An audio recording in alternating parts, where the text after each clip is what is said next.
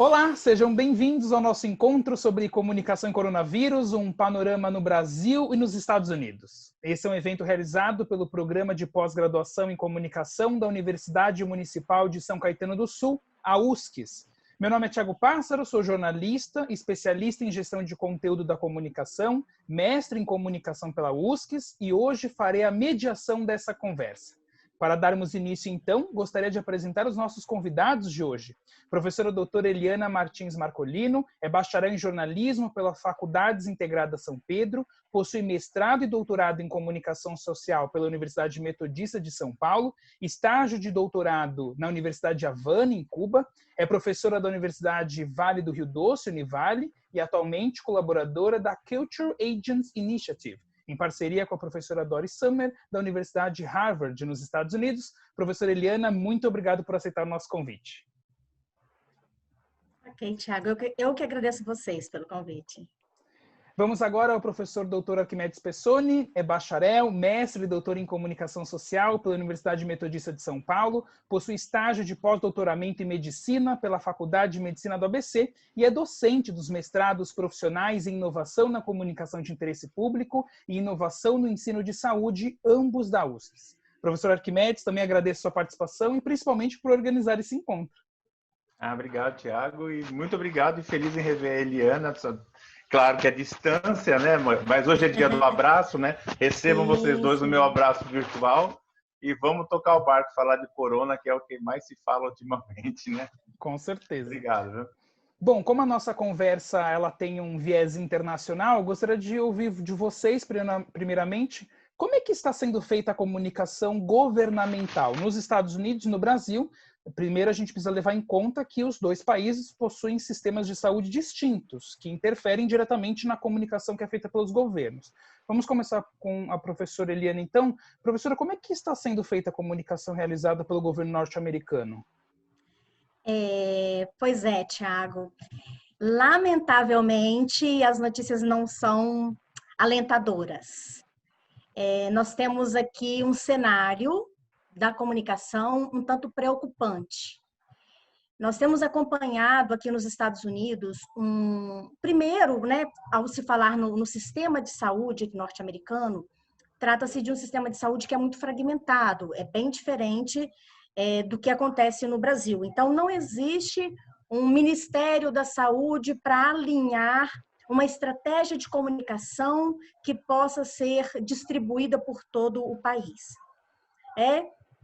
E o que nós temos acompanhado aqui nesse período de combate ao coronavírus, por parte do presidente norte-americano, é uma comunicação pouco respeitosa e uma comunicação que tem trazido muita preocupação para os profissionais da área da saúde e para os pesquisadores.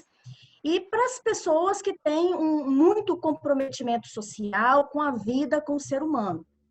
Então, temas que têm gerado bastante polêmica aqui, por exemplo, quando o presidente da nação, ele realiza uma entrevista, uma coletiva de imprensa, e ele sugere em rede nacional que os cientistas poderiam experimentar, injetar nas pessoas produtos de limpeza, produtos químicos, né? Isso gerou uma comoção nacional, isso gerou uma preocupação e uma certa revolta por parte dos profissionais da saúde, porque é algo muito sério para se falar nas redes nacionais. Assim como também um discurso que vem sendo criado, que vem sendo construído pelo próprio governo, durante as suas coletivas de imprensa, né, que ele realiza na Casa Branca, sugerindo o consumo de um determinado medicamento, que é a hidroxicloroquina. Então, ele está fazendo uma campanha excessiva em torno desse medicamento. E os laboratórios de pesquisa, né, já têm demonstrado, né, vem contrariando o uso desse medicamento. Então, nós temos aí, sim, um cenário muito preocupante. Antes de passar a bola para o professor Arquimedes, eu queria só tirar duas dúvidas. Primeiro, as coletivas presidenciais, elas são diárias aí? E segundo, a questão, então, como o sistema de saúde não é tão unificado, cada governo estadual, então, ele pode fazer a sua comunicação sem depender de um discurso unificado. Exatamente. Os governos estaduais, por exemplo, eu estou residindo no estado de Massachusetts. Então, aqui, o governo ele tem a sua estratégia comunicacional. E, além das estratégias estaduais, os municípios também têm a sua autonomia e tem a sua estratégia. E isso acaba, muitas vezes, gerando conflito na informação por parte das pessoas. Por exemplo, existem municípios que são muito próximos, muito vizinhos. Então, nós estamos em um momento que o governo estadual tem falado na reabertura do comércio. Alguns municípios já reabriram, algumas atividades já estão funcionando. Só que tem municípios que têm determinadas peculiaridades.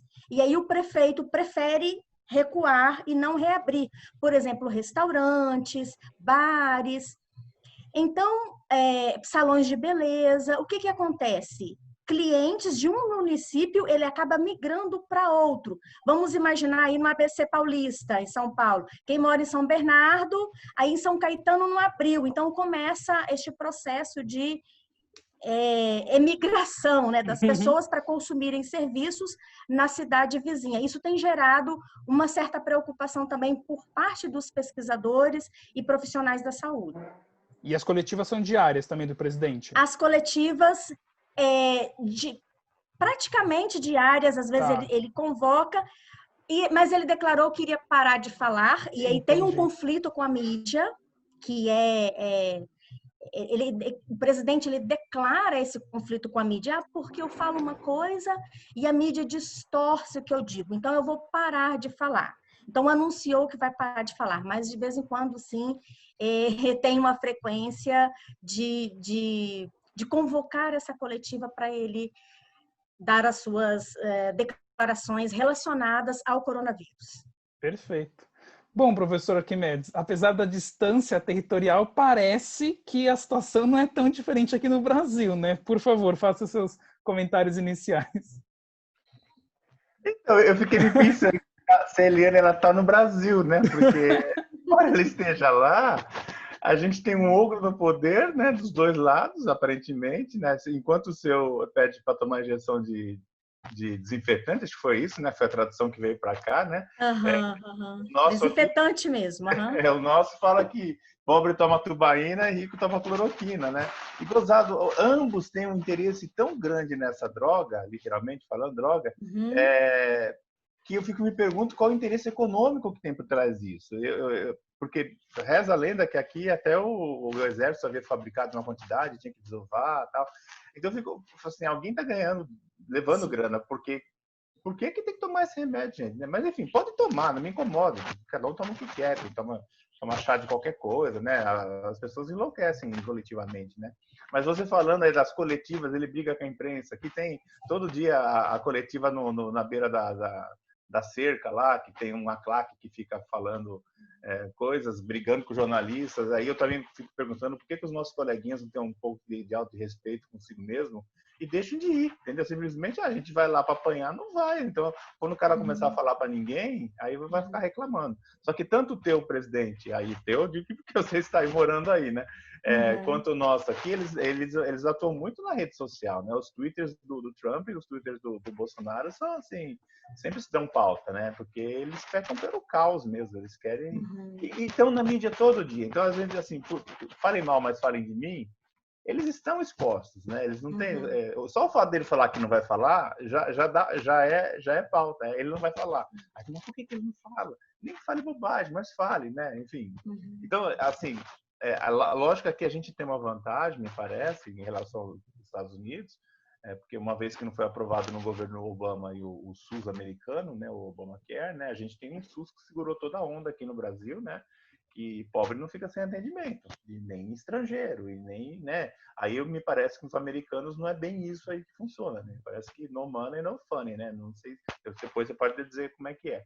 Em relação ao discurso, de cada uma ter um discurso, mesmíssima coisa, né? O governo federal tem um discurso, né? Você disse que aí não tem o Ministério da Saúde. Aqui a gente não tem ministro da Saúde já, né? Porque já teve 3, né? E ninguém que não fale, não usa cloroquina fica, né? Então, também não faz muita diferença, me parece, né? Agora, a guerra das narrativas dentro do governo acaba enlouquecendo qualquer população, né? Porque você tem os adeptos da cloroquina, os adeptos de não tomar cloroquina, os adeptos de ficar em casa, aqueles que vão sair, porque se a gente não ficar em casa trabalhando, os boletos não param de chegar, tem que pagar as contas. Então, eu acho que esse excesso de informação, controversa, inclusive, né, acaba fazendo com que os Estados Unidos e o Brasil estejam lá no ranking, lá em cima, enquanto os outros já estão abrindo de novo, voltando aos poucos, testando, abrir escola, fecha escola. Na França, né, abriu, deu ruim, fecha. Então a gente ainda está discutindo onde é que a gente vai enterrar os nossos mortos, né? Então me parece que estão brincando com coisa séria, né? Parece. Sim. Então, e assim, além dele, você está falando do Trump, realmente ele é um cara bem, digamos, tem um espírito muito, ele. Aqui também. E aqui a gente tem os governadores também que estão de olho nas eleições. Aí ele também está de olho nas eleições, né? Uhum. Então, são vários elementos tão comuns nos países, né? E a China por trás de tudo aí. Então, pau na China, porque é o primeiro, é o que mais, entendeu? É muita peça desse quebra-cabeça que acaba dando, falando inglês, falando português, nós estamos no mesmo barco, né? Aliás, nós estamos na mesma tempestade, não no mesmo barco, né? Uns estão de iate e a gente aqui de canoa, né? Mas é isso aí, Thiago. Eu acho que o Covid seria um pano de fundo. Tem tanto interesse envolvido nessa história, de gente que fornece remédio, de gente que quer o caos, porque está de olho na eleição, de gente que não está nem aí com o risco, né? Vou tentar mesmo. De empresas, de fornecedores de coisas que vão para a saúde sem licitação, né? E no meio disso tudo, o povão, né? O povão que não sabe para onde vai, ou o povão que sabe onde vai e vai mesmo, faz assim, dane-se, isso não pega, imagina, isso é a gripinha, né? Imagina, já tô com 70 anos, se morrer já tô velho também. Faça baile funk, porque jovem não pega, mas também se pegar, tudo bem, né? Tem tanto jovem na periferia, dá aquela limpada, né? Uma visão higienista. E a gente fica assim, só olhando. Para gente que estuda comunicação com esse olhar meio científico, é lindo, né? Eu sempre converso com o Thiago aí dos artigos que a gente está gestando nesse período. São tantos enfoques diferentes que a gente pode dar. Então, do ponto de vista acadêmico, é um tempo em que a comunicação e saúde, que a gente era sempre patinho feio, né? Quem estava sempre lá no auge era o pessoal da mídia, né? E agora todo mundo quer falar de comunicação e saúde, porque todo mundo resolveu achar que comunicação e saúde é importante, né? Porque saúde faz parte da vida, né? Então, verdade, Arquimedes, eu tenho refletido muito sobre a importância da nossa linha de pesquisa, comunicação e saúde. E na Univale, eu coordeno uma linha que é comunicação, saúde e território. E nós estamos aqui exatamente trabalhando essa perspectiva territorial, né? O território norte-americano, de um país economicamente desenvolvido, né? E o Brasil, que é um país em processo de desenvolvimento econômico. E a minha reflexão neste momento, lamentavelmente, nós estamos vivendo o pior dos dois mundos, no que se refere à comunicação e saúde. Tanto que nós discutimos sobre a comunicação como um insumo para a saúde. O professor Isaac dizia isso, né? Eu pego emprestado as palavras dele. A comunicação é um elemento importantíssimo na promoção da saúde. Então, nós estamos vivendo um momento de pandemia. Os 5 continentes, eles foram atingidos por um vírus. E o primeiro passo para o enfrentamento desta pandemia é a comunicação. Uma vez que é novo, o vírus é novo, os cientistas estão em processo de descoberta. Enquanto os cientistas estão nos laboratórios pesquisando para conhecer este novo ser que veio para o nosso planeta, A orientação é: fiquem em casa para preservar a sua vida.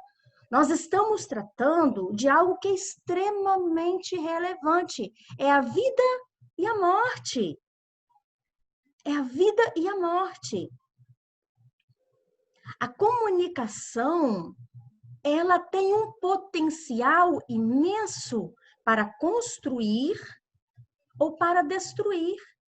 E, lamentavelmente, o que nós temos percebido com a postura dos dois representantes políticos dos países que nós estamos aqui falando, que é Brasil e Estados Unidos? Este episódio onde o presidente americano sugere o consumo de produtos de limpeza, né? Produtos de desinfetante, né? Desinfetante, exatamente. Sim. Nós temos relatos, né, pela mídia de que foram pessoas parar no hospital intoxicados, porque sim, ingeriram desinfetantes. É muito grave. E neste exato momento, eu estou realizando uma pesquisa nas redes sociais, porque eu trabalho um conceito de quinto poder. Eu pego emprestado o conceito do Inácio Ramonet, que ele preconiza os observatórios como quinto poder. Mas daí eu faço a leitura com o Castells, Manuel Castells, e ele traz a importância das redes sociais. E eu vejo as redes sociais como o quinto poder. Se o executivo falha, o legislativo falha, o judiciário falha, a mídia, que é o quarto poder, falha, entra as redes sociais como o quinto poder. E o que eu estou observando? Aqui nos Estados Unidos, tem os jornais, que são os jornais étnicos, que são produzidos por brasileiros em português, né? Fonte de informação para a comunidade de imigrantes. Porque, olha só, tem algo que é muito complexo, porque existe uma comunidade de imigrantes que não fala o idioma, o inglês. Então, eu preciso que alguém decodifique esse idioma para mim. A linguagem científica já é uma linguagem complexa, né? Então, eu preciso de alguém para decodificar essa informação para mim, para que eu esteja informado a respeito do coronavírus. E aí, eu comecei a circular, né? Tem o jornal, o Brazilian Times, tem a comunidade, tem grupos, né, que são representações aqui na comunidade, que é o Grupo Mulher Brasileira, que todas as noites faz uma live, convida médicos, convida especialistas para passar essa informação para a comunidade. Tem o Conselho de Cidadãos de Boston, também no Facebook, estão sempre fazendo live com especialistas. E, curiosamente, também tem uma página no Facebook que se chama Aqui Coisinha, que é de um jovem brasileiro, faxineiro, e que ele é muito popular aqui. Então, eu comecei a analisar, por exemplo, o Brazilian Times tem 58 mil seguidores. O Conselho de Cidadão de Boston tem 1.145. O Grupo Mulher Brasileira tem 5.158 seguidores. E o Aqui Coisinha tem 194.941 seguidores em um ano de existência. Os outros é uma coisinha, é um coisão, né? Os outros já são tradicionais aqui. A cada postagem que ele faz, ele tem 6.000 likes, 1.000 comentários e 2.000 compartilhamentos. Eu estava vendo um vídeo que ele postou sobre coronavírus. O que eu achei interessante neste processo? Porque eu vou no Brazilian Times, o número de comentários é mínimo, em um espaço que é oficial de comunicação. E eu comecei a analisar o discurso que é produzido nessa página, o Aqui Coisinha. O que foi um dado interessante, como eu me refiro ao pronunciamento dos presidentes.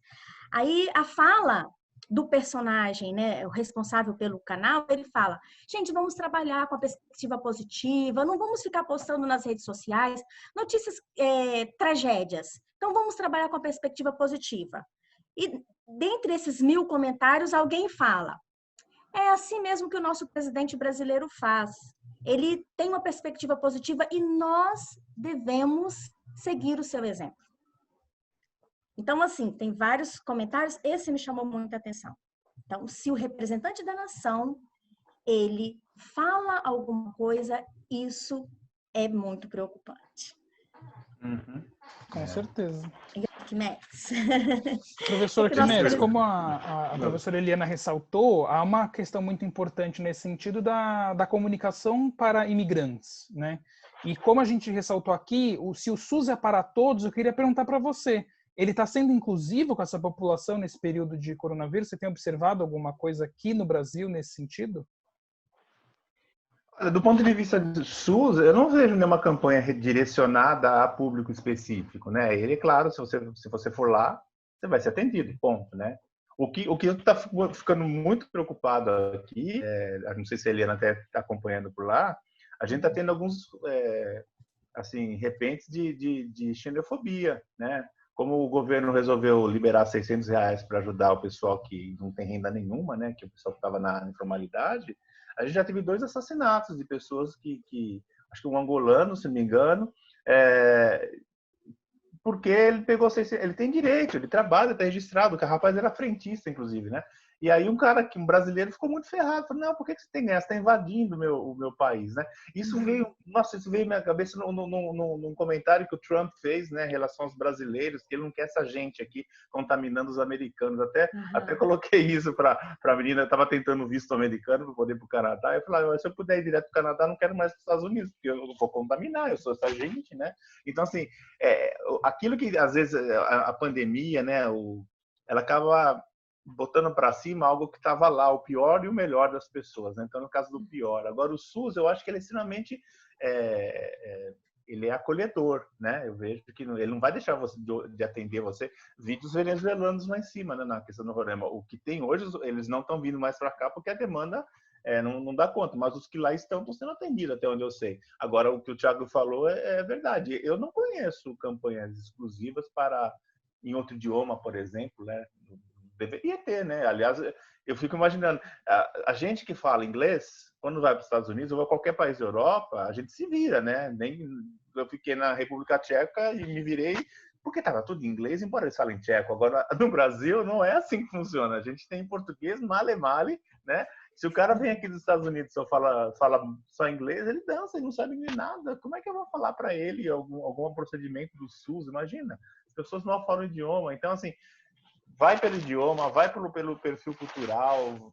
Agora, já pensou se o SUS também se preocupar com tudo isso também? Eu não sei se vai ter gente para fazer tanto material segmentado como esse, Thiago. Eu não sei se você tem uma sugestão, porque você trabalha, a Eliana, não sei se sabe, mas o Thiago também trabalha lá na ponta na comunicação do SUS na área de HIV/AIDS. Eu não conheço, talvez você saiba se tem alguma campanha específica para algum público que não seja nativo em português, né? Você pode contar para a gente. Não, desse ponto de vista, realmente, oficial do Ministério não nos chegou nada do ponto de vista desse período de pandemia. Na Secretaria Municipal da Saúde de São Paulo, já foram feitos materiais para essa população explicando o que é o SUS, porque foi identificado pela nossa área de atenção à saúde da população imigrante, de que muitos não procuravam o SUS, apesar de ele ser universal, porque eles tinham medo de ir à unidade de saúde e pedirem um documento e eles serem deportados, sabe? E nada disso acontece. Então foi feito um material de comunicação para diversas línguas, inglês, francês, espanhol, crioulo, enfim, para explicar o que é o sistema, quais serviços de saúde o SUS oferece. Mas isso foi no período passado. E agora, nesse período de pandemia, nada foi feito especificamente. E, inclusive, lá no setor no Programa Municipal de DST/AIDS, que é onde eu atuo especificamente, nós temos feito reuniões com os nossos técnicos e os nossos agentes de prevenção que atuavam na ponta, e eles justamente nos falam isso, né? Seus serviços estão, apesar de funcionando, a orientação é ficar em casa, as pessoas não têm ido muito no serviço para outros tipos de assuntos de saúde. E aí a gente recebeu essa demanda de que a população imigrante precisa de materiais produzidos oficiais. Mas como a professora Eliana falou, enquanto não há oficial, o que acontece é as redes sociais seriam um espaço importante e alternativo de comunicação para essa população. Assim como o poder, acho que informação não tem vácuo, né? Você acaba ocupando com outra informação, né?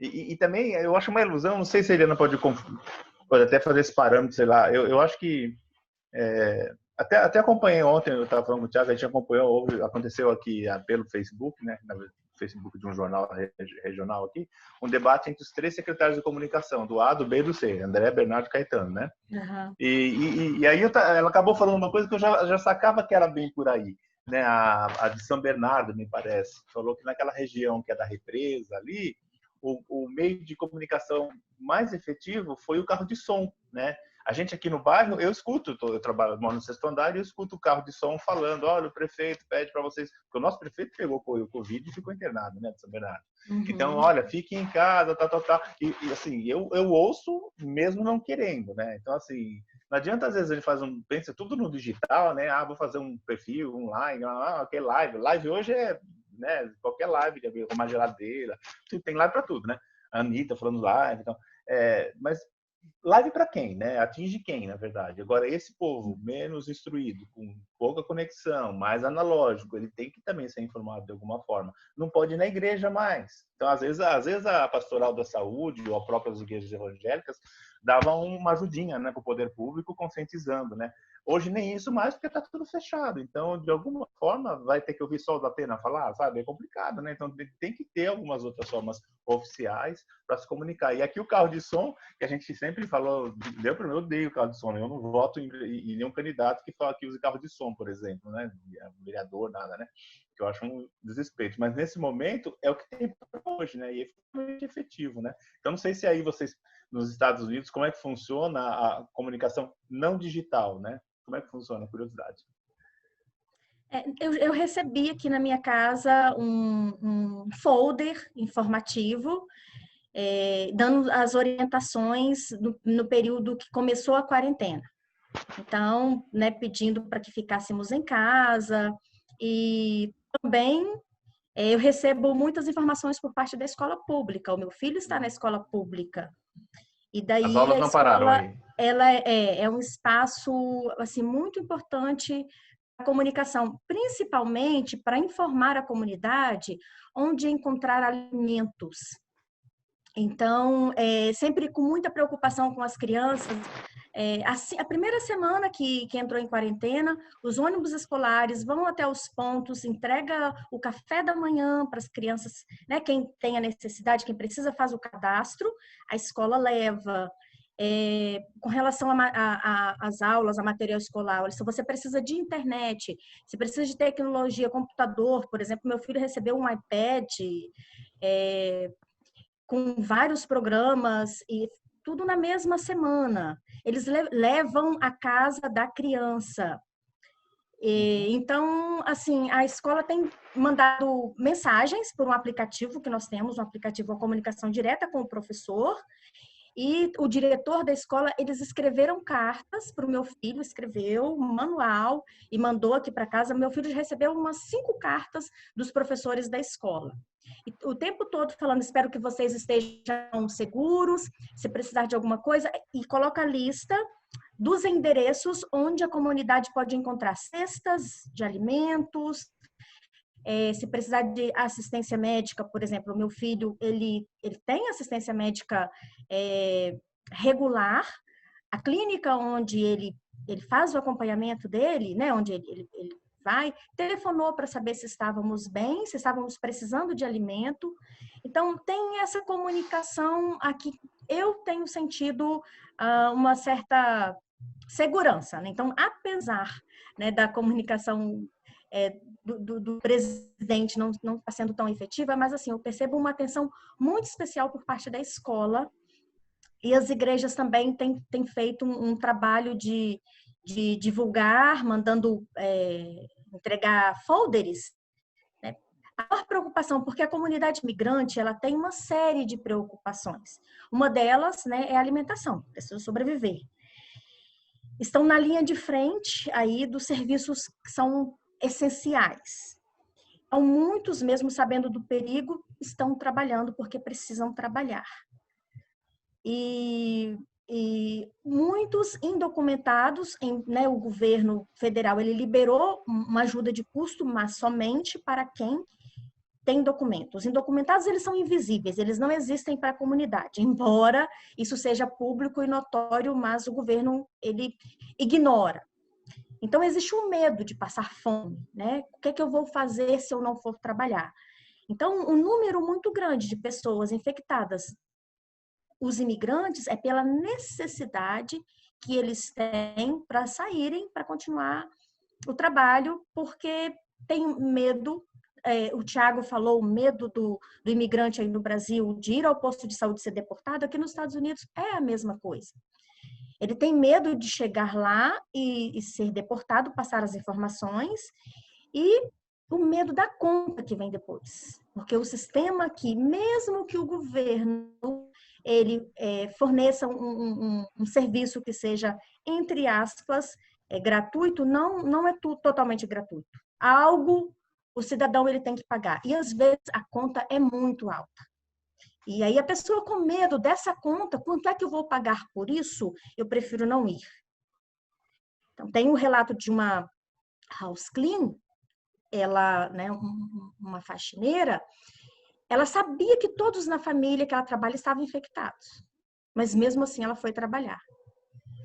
E ela foi contaminada, uma brasileira, foi contaminada e fez o tratamento dela em casa. Ela ficou em casa, ela tomou chá, foi fazendo chá que ela achava que iria. Graças a Deus, ela sobreviveu. Mas qual era a preocupação dessa mãe com a filha que está no Brasil e que ela precisa trabalhar para pagar a faculdade da filha?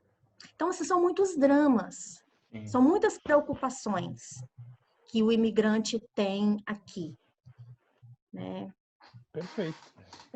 Para a gente ir para um próximo tópico da nossa conversa, a gente já falou da comunicação governamental, falou de redes sociais também, comunicação offline, o que a gente pode fazer de alternativa para isso. Queria também saber a opinião de vocês sobre a cobertura da imprensa, né? Como que os jornais, enfim, as emissoras dos Estados Unidos e do Brasil têm coberto esta pandemia. Como vocês já disseram, esse período deixou bem evidenciado a importância da comunicação em saúde, e para quem já trabalha com essa área há algum tempo, sempre percebeu que a pesquisa ela sempre tem um tempo diferente dos jornalistas, e isso às vezes entra em conflito, né, para a gente tentar resolver. E agora, nesse período de pandemia, que a gente tem muito mais incertezas do que conclusões, queria saber de vocês, a cobertura de imprensa tem sido efetiva? Ela tem levado em conta as evidências científicas? Podemos começar com a professora Eliana. Sim, os jornais que eu tenho acompanhado aqui têm trazido, né, como fontes de informações os laboratórios das grandes universidades que aqui tem, Harvard, MIT, sempre são os médicos, os profissionais da saúde, os pesquisadores, são sempre fontes referenciadas para tratar do tema. E algo que eu tenho percebido, assim, um cuidado que alguns profissionais estão chamando a atenção, embora existam casos de recuperados, não se pode falar em cura, porque o vírus é muito novo. Então, eu achei interessante essa abordagem, né? E tem aquele lado também sensacionalista que preocupa, que traz pânico, que é o número de mortes que, lamentavelmente, aqui nos Estados Unidos é absurdo, né? Então, está no ranking aí internacional de um altíssimo número de mortes, e, né, começando por Nova York, que é uma cidade que é ícone, e de repente as pessoas presenciarem aquelas cenas de carros frigoríficos na porta dos hospitais, esperando os corpos, aquilo chocou muito. E nos comentários que eu vi depois aqui nas redes sociais, uma pessoa até falou, depois que eu parei de assistir o telejornal, eu comecei a dormir melhor.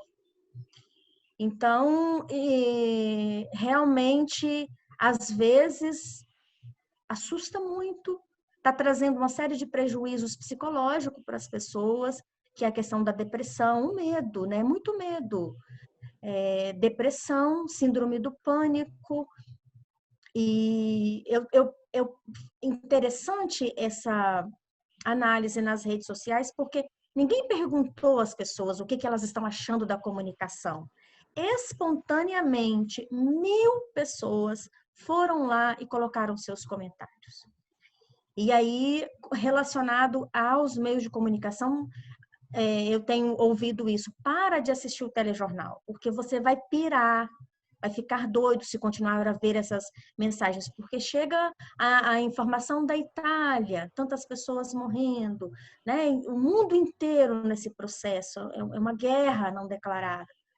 Isso tem trazido, sim, muitas preocupações, mas acho que, no geral, a mídia está fazendo o seu papel, é um serviço altamente relevante, apesar, né, aí da gente ter que se deparar com essa realidade, mas é a realidade que nós estamos vivendo.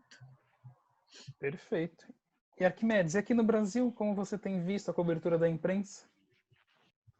Eu acho que ela está contaminada. No Brasil, ela começou bem, entre aspas, né? Bem assim, o papo era saúde, doença, né? Os números chegando, os preparativos, montagem de hospital de campanha, né? Falando mais a questão de fora, olha, quando esse negócio chegar, aí começou o discurso contrário, não, é uma gripezinha, não sei o que, isso é bobagem, o Brasil é calor, o bicho vai morrer antes. Então, assim, aquelas coisas de senso comum, né? E aí chegou, né? E aí chegou e eu acho que aí rolou aquela guerra de narrativa e foi altamente contaminada pela briga política que a gente tem aqui. Entretanto, saúde, que costumava ser uma notinha dentro da área de cidades, ela ganhou uma relevância muito maior. A própria Globo tinha um programa com o Márcio Gomes, o meu sósia, só falando sobre o Covid, que já deu também, entendeu? É o que a Eliana falou, assim, eu particularmente, eu já não acompanho com tanto, quantos morreram hoje? Tá legal. Algum conhecido? Não, então tá bom, toca o barco. Cadê aquela galera? Tá no baile funk? Estão vivos ainda? Que dó, né? O Liviano não está mais lá, né? E, assim, você começa mas eu tinha um chefe que era pastor batista e ele falava que a gente às vezes fica com a alma cauterizada, né? Você passa do lado, assim, na rua e você vê um mendigo todo dia. Um dia você dá esmola, no outro dia você não dá nada, no terceiro dia você não vê mais, ele fica invisível. Então, o excesso de coisas ruins e notícias ruins torna você com o coração endurecido, né? Então você fala assim, mas de novo isso, não tem coisa melhor para falar? E aí eu vejo uma grande também preocupação da mídia em ter audiência em buscar pautas diferentes. Então tem sempre aquele assim, agora vamos ver agora notícia boa da pandemia, como se é que existiu a notícia boa. Vamos falar então de gente que saiu, todo mundo batendo palma, a pessoa saindo da UTI com 103 anos. Vamos falar agora daquele pessoal do ano de cesta básica. Vamos ver o que os jogadores de futebol estão fazendo quando não jogam futebol. Vamos falar da economia que tem por trás. Aquele cara que pediu, por exemplo, eu andava sempre com moedinhas no carro, porque todo semáforo de São Paulo tinha alguém pedindo alguma coisa, né, contando uma história. Hoje eu fui na feira, porque tinha que ir, todo paramentado, óbvio, e eu tava com um negocinho cheio de moeda. Faz uma falsa moeda. Eu falei, pois é, você não tem igreja para deixar moeda mais, você não tem mais farol, você tem que vazar em algum lugar. Então, essas pautas do bem, né, começam a tentar, né? A gente fez jornalismo, a gente fala que bad news are good news, mas excesso de bad news também deixa a gente bad, né? A gente começa a não...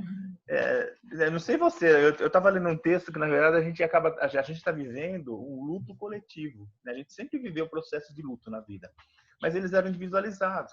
Morreu meu pai, eu fico chateado, eu perdi alguém. Mas hoje todo mundo está chateado coletivamente e não está podendo externar. Nós perdemos algumas... a gente fala dos 5 sentidos, né? A gente perdeu o tato, gente. A gente não tem mais como abraçar as pessoas, porque a gente está distante, né? Eu não tenho como mais cheirar algumas coisas, porque eu consigo só fazer lives da vida. Então, assim, nós somos podados, né? E a imprensa... A gente tem coleguinha que ficou doente mesmo, porque a imprensa também é a linha de frente, né? Agora, fato positivo, voltar a valorizar o jornalismo, né? Uma coisa que, como professor de jornalismo, eu sempre digo, qualquer um faz jornalismo, basta ter um celular na mão, não é assim que funciona, né? Não basta ter um blogzinho e falar coisas, não. As fontes oficiais foram muito valorizadas, OMS, Ministério da Saúde, as secretarias, as próprias prefeituras, as pessoas começaram a sacar com esse excesso de fake news aí, eu vou direto à fonte. Então, não vou... Ah, mas foi o Tiago que me mandou. Eu ia saber quem que mandou para o Tiago. Ah, não, foi a Eliana. Mas a Eliana pegou nos Estados Unidos de quem? Então, qual é a fonte? Aí eu vou lá, tá no oficial. E eu vejo entre nós, ontem mesmo eu passei uma fake news sem querer para o Tiago, de uma professora de jornalismo dentro do grupo dos professores. Aí depois ela fala, gente, desculpa, isso aqui ainda não está aprovado. Bem, acabou até aprovando depois, me parece, sobre lockout, né? Então, não é lockout. Lockdown. Lockdown. Esse é outro problema, Eliana. Esse excesso de estrangeirismo, né? Vai ter um lockdown. Reza a lenda, o Macaco Simão falou, o Zé Simão da Folha, está dizendo que lá, quando teve o lockdown, a primeira cidade a ter lockdown foi em Belém, né? Na região de Belém e do Maranhão, né? E o pessoal foi todo mundo para a rua achando que era Black Friday. O que é lockdown? Aí só assim, não, aqui tem que chamar tranca-rua, ou então caça-véio, sabe o que é, né? Então, esse excesso de estrangeirismos que as pessoas falam, né? É claro que é muito legal que alguns conceitos da ciência, da saúde, foram incorporados, né? Todo mundo deve saber o que é uma pandemia hoje, né? De tanta gente falar. A diferença de um vírus de uma bactéria, alguém já ouviu falar em alguma das milhões de reportagens. Então, esse ganho de conteúdo na área de ciência e saúde, a gente acabou tendo nessa época. Vamos ver um lado bom. E a imprensa fez um trabalho bem didático, né? Tem várias formas de colaborar isso, né? Muitos debates, eu vejo assim, acho que um dos que mais deu ibope, Roda Viva, por exemplo, foi do biólogo lá, né? Do Átila, do Átila, que é um cara forte em rede social, basicamente, mas não era muito mídia, né? E hoje ele foi lá, né? Inclusive, a semana passada foi um outro youtuber também, falava assim, o pessoal começou a ganhar visibilidade, pessoas que não tinham visibilidade. E só para fechar, porque você é a estrela da noite, uma coisa que foi falada, eu já tinha sacado isso, mas alguém falou isso no debate do ABC de ontem. São Paulo, Santo André, São Bernardo, São Caetano, ABC, Diadema, a gente não tem uma Rede Globo, né? A gente não tem uma TV Tem. A gente é nada, a gente é uma extensão de São Paulo, né? Quando dava zica aqui, zica no sentido ruim, né? De algum problema, mataram o Celso Daniel. Puta, isso é notícia. Caiu alguma coisa lá na Imigrantes, é notícia. Mas assim, a gente tentava, como assessoria de imprensa, emplacar alguma coisa na Globo, mas é São Bernardo, isso aí não é... Então, só São Paulo que tinha, né? Hoje não, hoje eu vi várias pautas interessantes, São Bernardo, Santo André, São Caetano, de Diadema e tal, ganhando espaço na Rede Globo, por exemplo, né? Até porque os coitados têm que ficar procurando pauta em qualquer lugar agora, porque ninguém aguenta mais pauta de Covid.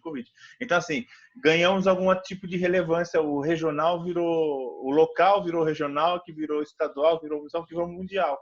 Isso foi legal, né? A imprensa acabou vendo que não é só olhar para um pouco umbigo. O Brasil é grande, é diverso, tem várias necessidades diferentes, né? Quando você fala em saúde. Enfim, eu vejo a imprensa sendo valorizada no final, assim, do frigir dos ovos, acho que a imprensa saiu bem, né? Aquela imprensa séria, oficial, que checa, que não publica fake news. E aqueles outros que a gente já sabe que era meio um 7-1, que, né? Acabou perdendo o resto da credibilidade que tem. Mas é isso que tem para hoje. Para até ratificar o que vocês disseram, o Instituto Cantaribop Mídia fez uma pesquisa no começo de março, comparando, na verdade, o começo de março e o final de março sobre o interesse pelo jornalismo da população. E no começo de março era de 21%, que era a cobertura que as emissoras davam sobre esse assunto, e no final de março, quando já estava dada a pandemia aqui no Brasil, já consolidada, né, porque no começo ainda tinham poucos casos, aumentou para 28%. E nas redes sociais, o jornalismo era apenas o quinto mais citado, perdendo para reality show. Vocês devem saber, né, que naquela época o Big Brother Brasil ainda estava muito forte aqui, né? Então o Big Brother era líder, depois vinha novela, série, show, em quinto jornalismo. Isso no começo de março. Depois, o jornalismo ele assume a segunda posição. Claro que depois se estabilizou um pouco, como vocês disseram, né? As pessoas cansaram. Elas buscaram no início muita informação e depois se estabilizou. E um outro dado para também ratificar o que vocês já disseram, a importância da fonte de informação credibilizada, né?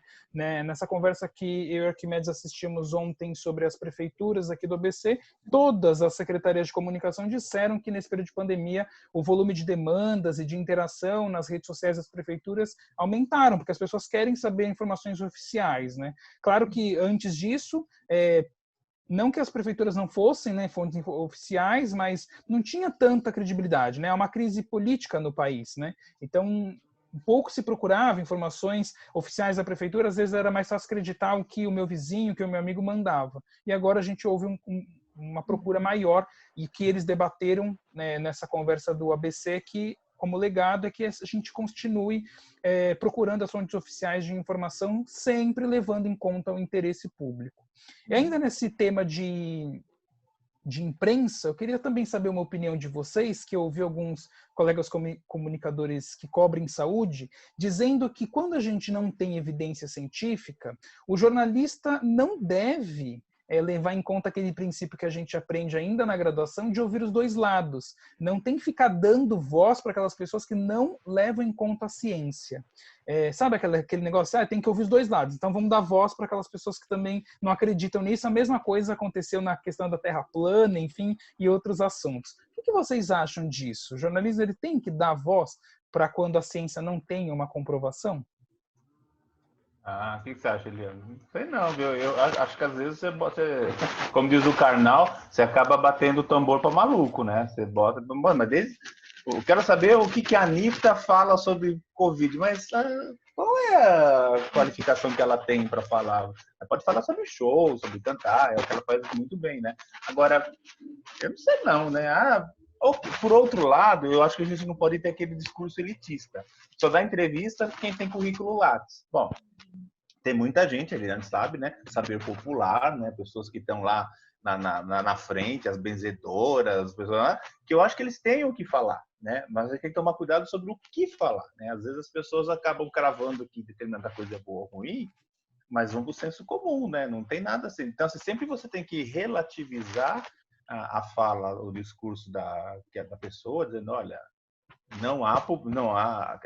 É que também assim, a ciência virou também um mito, né? Não há comprovação científica, mas não há comprovação científica de muita coisa também, né? Às vezes a gente sabe que as coisas funcionam porque sim, Zequinha, né? Como diria o personagem do Rá-Tim-Bum, né? Mas a gente também não pode ficar com essa elitização da fonte, só quem tem Lattes fala, né? Para não excluir aqueles que nunca são ouvidos, né? Um problema. E, por outro lado, a gente também tem que evitar maluco, né? Eu acho que é uma questão de bom senso para jornalista também, para não botar os Olavos de Carvalho da vida para falar sobre tudo, né? Aí você endoidece mesmo, né? Não sei se ela concorda. Né? O que você acha, professora Eliana? Olha, eu penso o seguinte, trata-se, né, o tema que nós estamos falando agora sobre o enfrentamento ao coronavírus. Então, por exemplo, o presidente ele tem que falar, ele tem que ter voz? Sim, lógico, ele é o representante máximo da nação. Agora, indicar medicamentos, isso tem que ser o pesquisador, isso tem que ser o cientista. Tem que ser o cientista. Porque se eu estou passando mal, eu não vou perguntar ao empresário, o meu chefe, se eu vou para o que eu vou fazer. O discurso que está acontecendo hoje, que é muito grave, é o discurso da economia contra o discurso da ciência. A economia tem o seu lugar. Os economistas eles serão ouvidos, sim, mas para falar sobre a saúde da economia. Agora, para falar sobre qual medicamento vai tomar, a cloroquina, o presidente ele não pode indicar nenhum medicamento. E aí vem, sim, para a mídia, né, o Instituto Nacional de Alergia e Doenças Infecciosas dos Estados Unidos e contraindica, olha, não façam o que o presidente está falando. Ele está dizendo por aí que ele próprio está tomando o medicamento. Não façam isso. Nós contraindicamos. Então, o presidente ele vai, nas suas coletivas de imprensa, falar para tomar desinfetante, mas outras pessoas, né? E aí teve uma reação da comunidade científica, sim, professores universitários, né? Tem aqui, né, uma citação, por exemplo, o Walter Schaub, ele diz o seguinte: pare de transmitir essas coletivas de imprensa sobre o coronavírus. Elas ameaçam a vida e, por favor, né, fala com as pessoas, não bebam, injete desinfetante. Então, cada um tem o seu momento de fala, tem o seu lugar de fala. A igreja, ela tem o seu lugar de fala nesse momento? É lógico que a igreja tem o seu lugar de fala. Então, a mídia, ela vai dar o espaço para a religiosidade onde cabe o lugar de fala da religiosidade. Não é o Papa que vai indicar para as pessoas que medicamento vão tomar. E essa inversão de valores está acontecendo. Por exemplo, a pressão dos empresários para que volte o comércio a funcionar. Não são os empresários que têm que determinar quando o comércio vai voltar. Tem que ser os cientistas. Até agora, a recomendação é ficar em casa, porque já comprovou que muitas vidas estão sendo poupadas por isso. E tem muitos empresários aí indo dar entrevista, falando na mídia que tem que voltar. O mercado estão pressionando, sim, tanto aqui nos Estados Unidos quanto aí no Brasil. Está tendo uma pressão do mercado muito forte. Tem a pressão das eleições, né, que estão para acontecer aqui nos Estados Unidos e as eleições que estão para acontecer aí no Brasil. Essas forças, elas vêm em um lugar, são ideias fora do lugar. Então, as evidências. Nesse momento, nós temos de ouvir os institutos de pesquisa. Nós temos que dar tempo para eles pesquisarem e trazerem essas referências. Existem pessoas especializadas para falarem sobre isso. Então, eu vejo assim, né? Cada um tem o direito de falar? Tem, mas no seu lugar de fala. Perfeito. E complementando o que vocês disseram também, eu avalio que, como o professor Arquimedes disse, a gente também não pode elitizar tanto.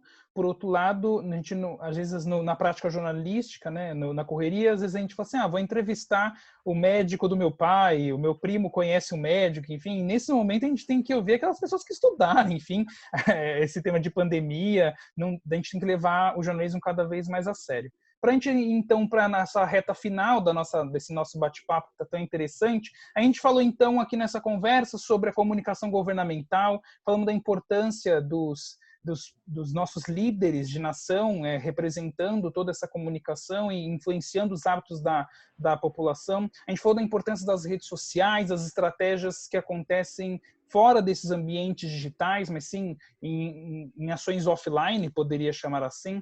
Falamos também da comunicação voltada para populações marginalizadas, mais vulneráveis, que é tão importante levar em conta, e a cobertura da imprensa, bem como o crescimento desse campo da comunicação em saúde para o desenvolvimento de pesquisas e para o aprofundamento de uma melhor comunicação em saúde. Gostaria de ouvir de vocês, de tudo isso que a gente conversou, qual o legado que essa pandemia deixa de positivo para todas essas áreas, de redes sociais, de imprensa, de campo de pesquisa. Gostaria de ouvir primeiramente a professora Eliana, por gentileza, para a gente concluir nossa bate-papo.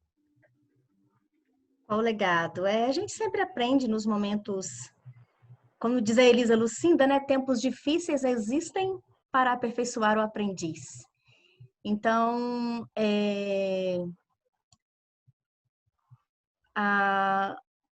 os laboratórios, os pesquisadores, eles estão se desdobrando aí para o enfrentamento da cura, né? Então, nós estamos acompanhando aí as universidades, buscando, né, uma resposta para este problema. Os profissionais da saúde que estão na linha de frente, né, tentando salvar as vidas. E nós que somos da área da comunicação, para mim, nós estamos vivendo uma revolução na comunicação. Esse legado, a educação, o sistema educacional, ele está passando por um momento de transformação que é impressionante. Então, nós aqui nessa conversa, talvez se não fosse a pandemia, nós não estaríamos realizando essa conversa em Arquimedes, embora seja nossa linha de pesquisa, há tanto tempo a gente vem trilhando esse caminho, mas o tema Covid, ele nos convidou a sentarmos à mesa hoje para falarmos sobre isso. Então, eu acredito que essa parada também, né, que nós estamos em casa, está trazendo assim momentos de reflexão profundas. Eu, particularmente, tenho, né, a reflexão mesmo, o contato com o mundo, a realidade com o mundo, em um país altamente capitalista. Para mim, é uma experiência muito... Porque uma coisa é eu falar sobre o outro, né, o lugar do outro. A outra é eu experimentar. Então, eu estou aqui experimentando, né, o que é viver em um país cujo sistema de saúde ele é um tanto preocupante, nos preocupa. Então, de valorizar, né, os encontros, agora que nós não estamos podendo nos abraçar, dá muita vontade de abraçar. Mas é muito aprendizado. Eu estou fazendo parte de uma rede, um estudo sobre a questão da mulher, feminismo porque lutamos. São 46 mil inscritos no curso aí no Brasil. 46 mil inscritos no curso. É muita gente. E os debates estão muito ricos. São 3 horas de aula, 3 vezes na semana. Então, é um momento que nós estamos buscando novos aperfeiçoamentos, novos contatos, novos encontros. Sempre fica, né? Apesar da ferida, a gente... Depois nós vamos olhar para essa cicatriz, mas a gente vai saber que coisas boas vão ficar. Então, acho que o legado é essa revolução na tecnologia, que nós estamos, né, propondo encontros aí virtuais. Né? Temos meu marido, por exemplo, aos sábados tem a live da cerveja com os amigos. Eles se reúnem para tomar cerveja e bater papo. Eu achei isso interessante, sabe? Então, essas são as minhas falas. Eu queria, só para, né, estamos concluindo, acho que tem um pensamento que eu gosto muito dele, que a gente sempre falava no curso de comunicação e saúde, né, que a curto prazo as ciências da saúde matam, mas a longo prazo informação distorcida, intoxicando cronicamente o homem, é igualmente letal. Né? É um pensamento do Mônimos e a gente tem acompanhado isso. Obrigada, Tiago. E eu que agradeço pelas ótimas palavras, professora. Queria agora ouvir o professor Arquimedes. Qual que é o legado que essa pandemia deixa pra gente? Se a gente sobreviver àquela, acho que a gente vai aprender muita coisa. Agora, essa citação da Eliana, eu não sei se isso está no doutorado dela ou está no meu. Eu me lembro de ter citado essa frase, ou ter visto essa frase em algum lugar. Então, olha, túnel do tempo, Eliana, né? A gente lá, com o professor Isaac, sabiamente, ensinando a gente, foi realmente muito bacana reencontrar. E aí, é claro, como você falou, né? Eu na minha fé, eu acredito que se a gente não aprende pelo amor, a gente aprende pela dor, né?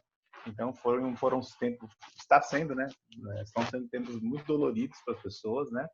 Mas, como tudo é aprendizado, né? Eu acho que a gente começou a valorizar algumas coisas das quais a gente achava que não era importante, né?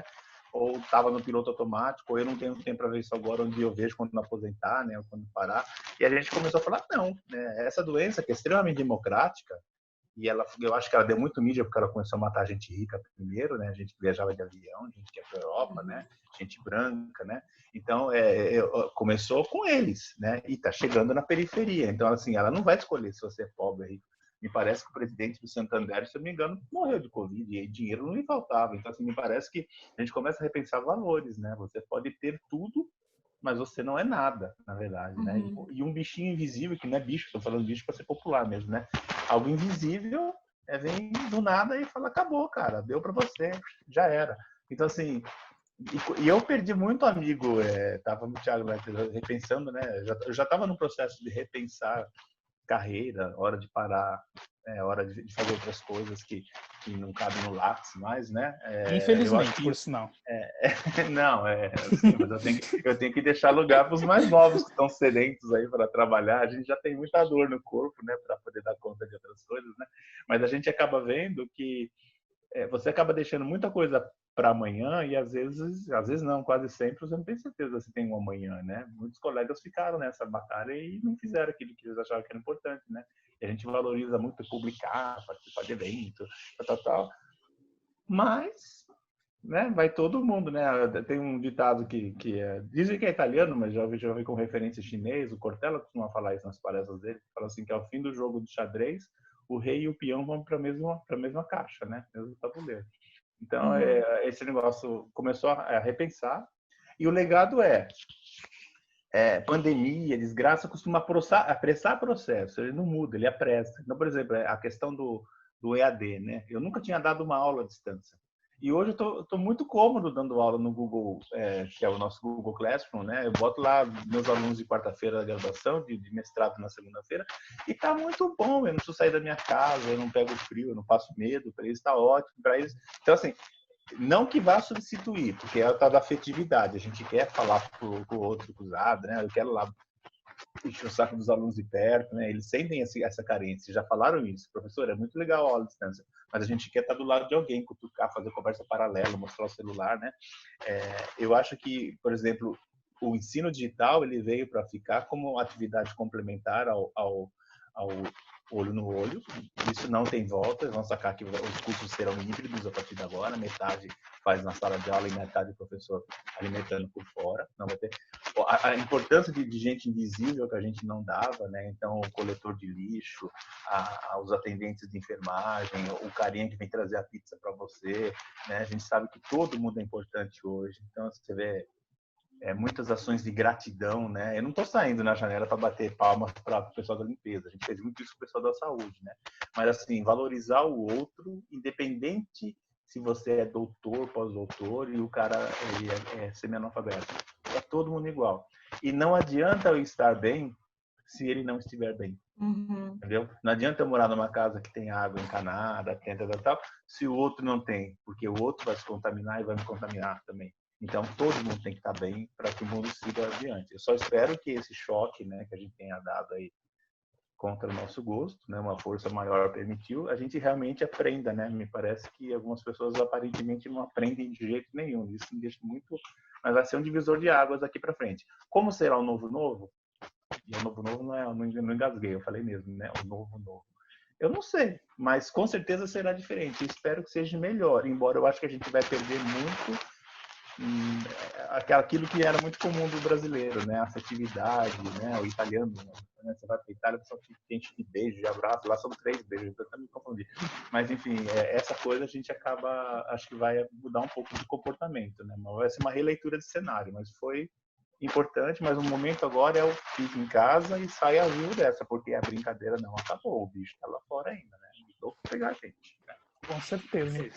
Queria novamente agradecer e para finalizar nossa conversa, queria também pedir licença para fazer uso de uma citação da professora Inesita Araújo, que conclui nossa conversa sobre a importância da comunicação em saúde, né? Tendo como os princípios do SUS como base, ela afirma: não se faz participação sem comunicação, não se atinge a universalidade, não se pratica a equidade, não se constitui a integralidade, não se tem saúde sem comunicação. Comunicação é saúde. E aí, eu acho que essa frase ela resume bem o que a gente conversou da importância da comunicação nesse período de pandemia que a gente vive, não só para a gente pensar sempre na melhor qualidade de vida da população para todos, né? Não é para só um grupo populacional. Dessa forma, eu gostaria de agradecer novamente a professora Eliana, a professora Arquimedes, pelo nosso bate-papo super proveitoso. Obrigado mesmo pela participação de vocês. Obrigado, Thiago. Obrigado, Eliane, por ter visto você. Espero que quando você voltar para o Brasil, a gente consiga se encontrar para ir dar aqueles abraços. A gente se abraça. Você, Momô, Carlos, tá bom? Tá obrigado, bom, Thiago. Arquimedes, Até a próxima, obrigada. então, tá bom? Até Tchau, mais, tchau. gente. Obrigado. Tchau, tchau, Thiago. Obrigada.